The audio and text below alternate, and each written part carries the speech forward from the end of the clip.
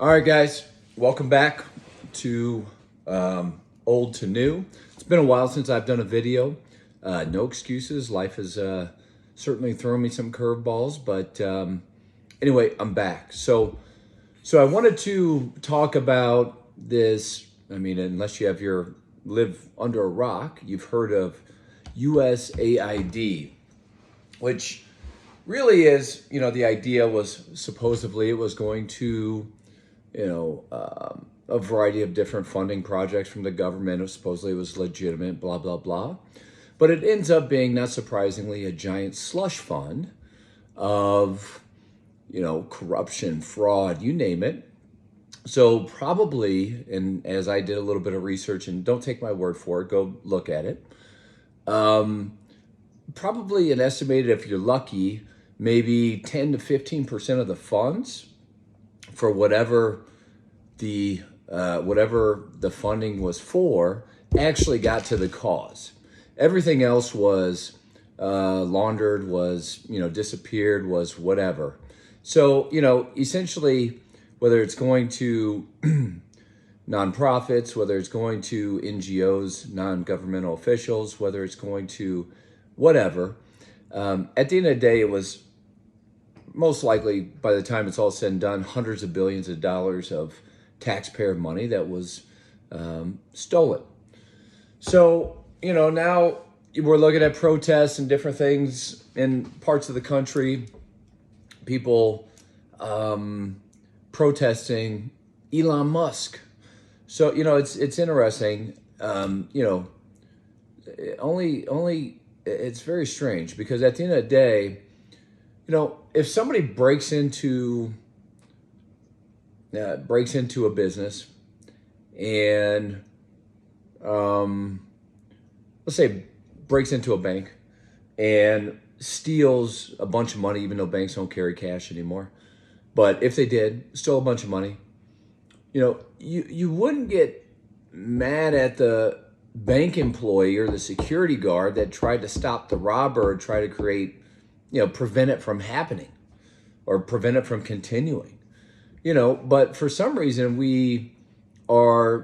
some folks are upset at the person who's just identifying what the fraud is.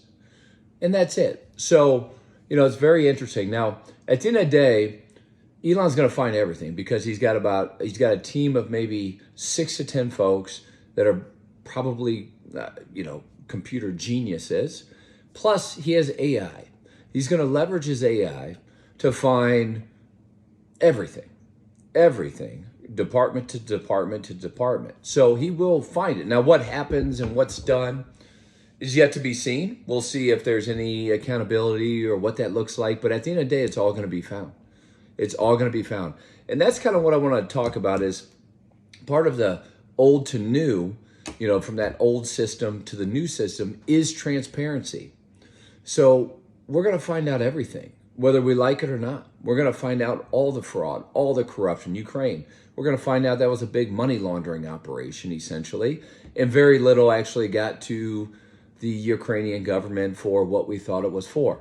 It's all fraud. It's all corruption. The system is changing. The old system is done.